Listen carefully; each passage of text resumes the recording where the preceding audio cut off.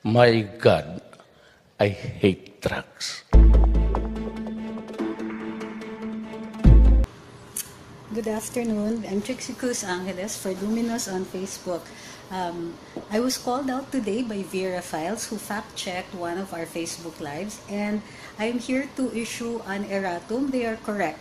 According to Vera Files, I said that the Senate investigation into Andy Bautista had been terminated, and they are correct in saying that the investigation is still active.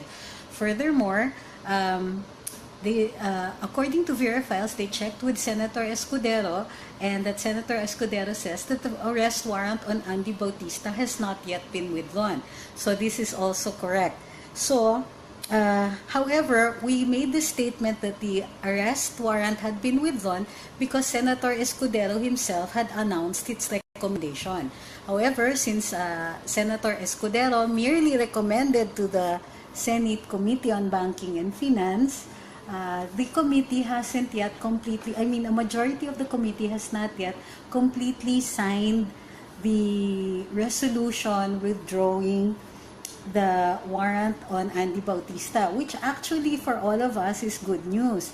So this is to say that the Senate investigation on Andy Bautista, well, it's not an investigation on him, no, but it's on the investigation actually on Luzon Development Bank. Therefore, it is still active. So, consequently, the warrant of arrest issued to Andy Bautista is likewise still active, even if the recommendation had already been made to withdraw it. Anong ibig sabihin? Ano yung consequences po nito? Ibig sabihin po, when it comes to Andy Bautista, not when it comes to Andy Bautista, the investigation itself doon sa banking and finance is still active as to whether or not they still are going to be needing the resource person named Andy Bautista, Andres Bautista. It remains to be seen. So, I am correctly called out by Vera Files that the Senate investigation is still active, and although the warrant has been recommended for withdrawal, it has not yet been withdrawn because the resolution has not yet been signed by a majority of the committee. Now, why am I issuing this correction? Well, first of all, Vera Files did call me out. They fact-checked me, and it's okay with me. Why am I subscribing to the fact-checking done by Vera Files? Although I do not agree with many of their members or some of their writers, I agree that we should all fact-check each other, call each other out. If there is no malice, if it is correct naman yung sinasabi nila, then there is nothing to be lost if we correct ourselves also. So, okay lang yun sa akin. I have exception with the manner with which Vera Files addresses me, but that is something that I will take up with them. But, this is to correct myself. The warrant of arrest against Andy Bautista issued by the Senate has not yet been withdrawn, but we are correct in saying that Senator Chis Escudero recommended it. Hindi lang po nasa-sign pa yung resolution completely by the majority of the members of the Senate committee. However, also, the investigation is not yet terminated. As to whether or not that investigation will continue with Andy Bautista, that remains to be seen. So, titignan pa natin kung anong next doon.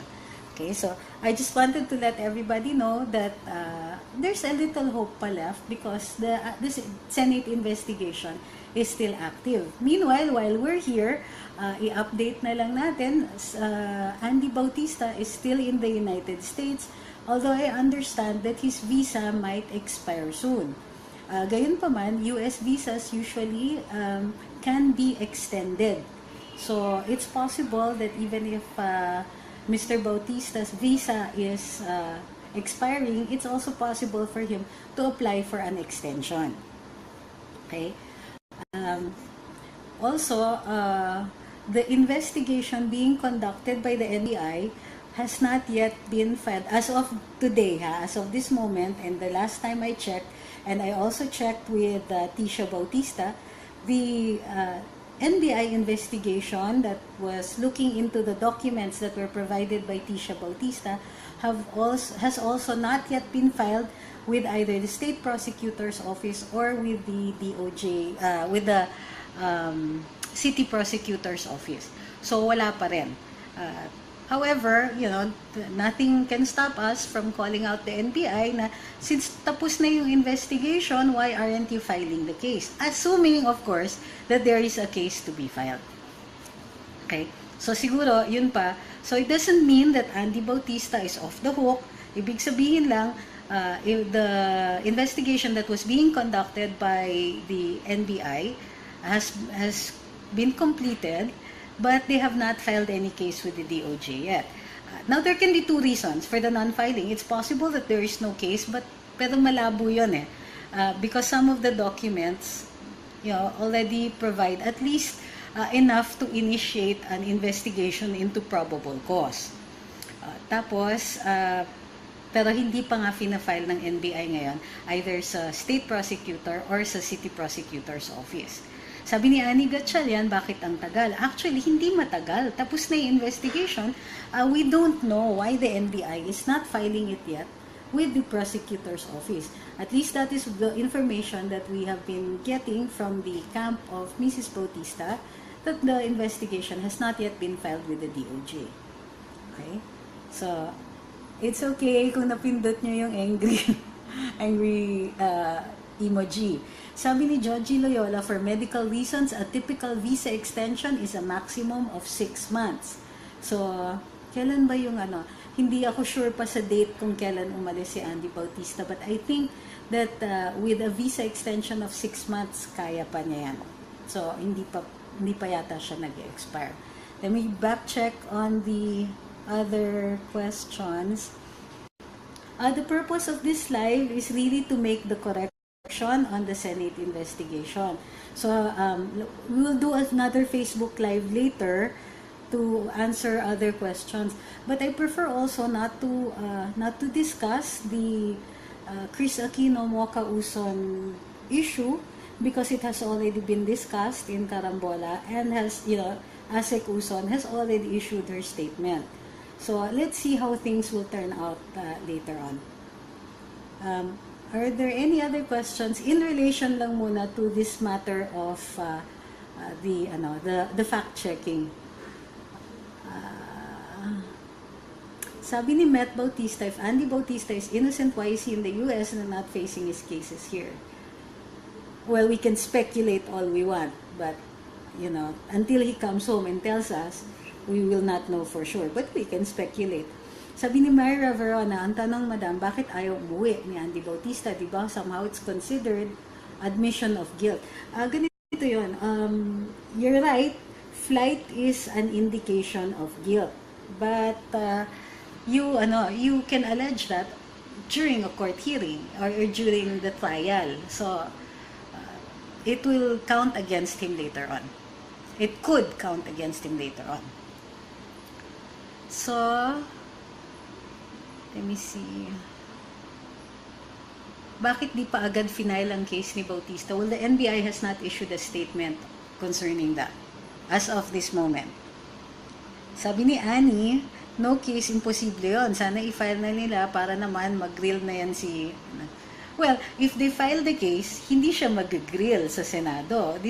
The NBI will be filing a case with either the DOJ, with the state prosecutor, or with the city prosecutor's office. So, when that happens, it will be in the form of a complaint affidavit. Attorney Bautista will be filing a counter affidavit. So, when you file a counter affidavit, hindi ka po nag-grill. So, also, if it is a criminal case, he can opt not to testify kasi you have a right to against self-incrimination. So, pwede siyang hindi mag-testify on his own. But he has to answer in affidavit form dun sa prosecutor's office. Sabi ni Rosalita, sana makapunta siya ng Carambola pag uwi niya. Yes po, welcome naman po kayo. I'll give you a number for coordination later on. Sabi ni Alpin, mabuhay Carambolistas plus Mocha from DDS Sydney. Sabi ni Dianor, hindi ba si Sap BG ang spokesman ni kausap mo? Alam ko nagbibiro kayo. Sabi ni, hindi muna natin i-discuss yan. Sabi ni Sarah, will Vera Files share this video? Ayan, sorry. Will Vera Files share this video na you've made your corrections? Grabing attack Files page. It's alright. Ganito lang po yun. When you're on social media, hindi dapat pikon. And if they're going to attack me, well, I can always study my options, diba? I can opt to file the appropriate cases, civil and criminal, against those who are making malicious statements. Pero para sa akin, it's simple. We'll issue the correction because tama naman yung sinabi ng Vera Files that the investigation has not yet been terminated. We've double-checked that. And since the resolution has not yet been issued, the warrant of arrest is technically still outstanding. Tama naman sila. Technically, it's still outstanding, but the recommendation has already been made, and the resolution, if I'm not mistaken, is being circulated for signature. So, until that's issued out, tama rin naman yon. So, hindi naman tayo yung type na pag nagkakamali, paninindigan natin yung pagkakamali natin. The only way that I will be credible enough to give you correct information is if I also agree to be corrected when I am wrong. So, well, hindi tayo ganon, no? And if people want to say bad things about us, then that is also covered by the freedom of speech, except when it becomes libelous. And that's always my option to file a libel case. And that libel case can also, it takes a while to prescribe, so I also have some time to think about whether or not to file it.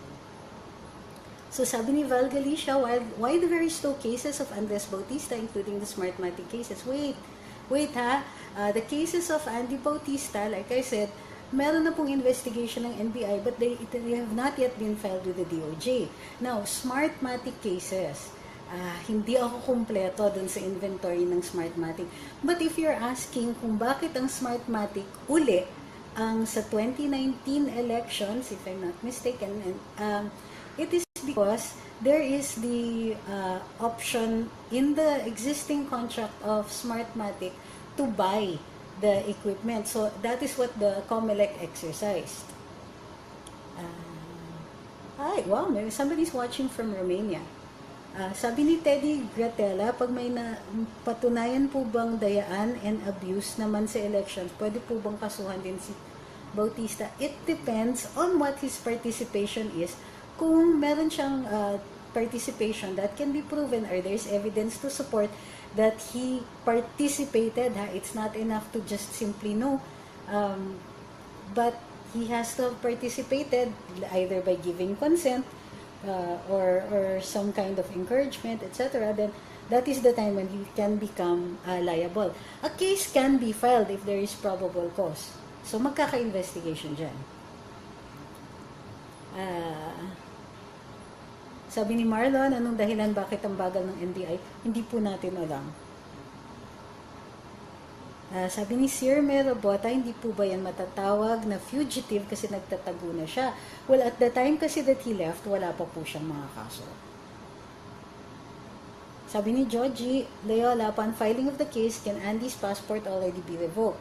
Well, tatlo nga yung grounds for the revocation of passport: fugitive from justice, convicted in a criminal case, and if the passport was fraudulently acquired.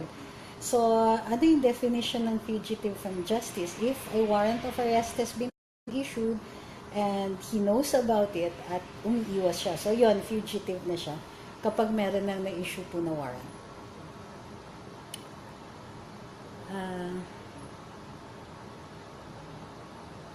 Sabi ni Vic, harapin niya ang issue sa Pilipinas. Referring to Andres Bautista, huwag siyang tumakas o magtago. Kung meron, dapat linawin or mag-testify. Sabi ni Kix, for sure, di lang naman si Andy ang responsible sa lahat ng nangyari, right? Pwede ba ma-hold responsible lahat ng na-involved dyan? Well, like I said, there has to be evidence. Of course, we understand that what you're saying, that Attorney Bautista cannot act alone. But, in order to charge other people, we have to have evidence sufficient to prove probable cause. Sabi ni Lee Cooper Fulkerson, why is the NBI not Ayan, sorry. Medyo mahina ngayon ang internet signals. So, why is the NBI not filing a case? We don't know. The NBI has not issued a statement yet. So, you're right in asking the question, but we don't have any answers yet. Siguro what we will do is we will check with some of the people in the NBI to see if anybody is willing to give us information about that. Sabi ni Locus Molenka, about the VP recount. We'll deal with other issues later on. Let's just deal with Andy Bautista today because all right, there you go. Sorry, because of the signals, we're going to have to cut this short, no? So let's just wrap up. First of all, the Vera Files is correct in calling us out. The Senate investigation into the in banking and finance that relates to Andy Bautista has not been terminated. The warrant of arrest is technically not yet withdrawn, although Senator Chis Escudero has recommended its withdrawal given the answers provided by Andy Bautista's lawyer. But the only reason it has not yet been withdrawn is because hindi pa po nai-issue yung resolution. So we are issuing this Facebook Live to constitute an erratum on the previous statements made that the committee had terminated the investigation and withdrawn the warrant. Yun lang po. Mahina po kasi yung signals. We will go back on Facebook Live again. I'll post on the page and ask for the topics that you would like to discuss. But I would beg off from discussing ASEC Mocha and Ms. Aquino and Special Assistant to the President Bongo, because from what I understand, things are still happening, and maybe it would be best that we discuss matters when there's more information that is available. I would like to thank everybody for the questions and for watching today. Please don't forget to share. For those of you who have not yet followed, do click like and follow on this Facebook page, Luminous by Flixie Cruz Angeles and Ahmed Paglinawan. There's also a YouTube channel, Flixie Cruz Angeles, that you can subscribe to. Thank you very, very much. We will be posting on the wall and asking for the topics that you would like to discuss. We can go back live this evening, signals permitting. The weather, I think, is making the signals bad. But, don't fact check me on that yet because I don't have enough information. Thank you very much. I will see you again maybe tonight.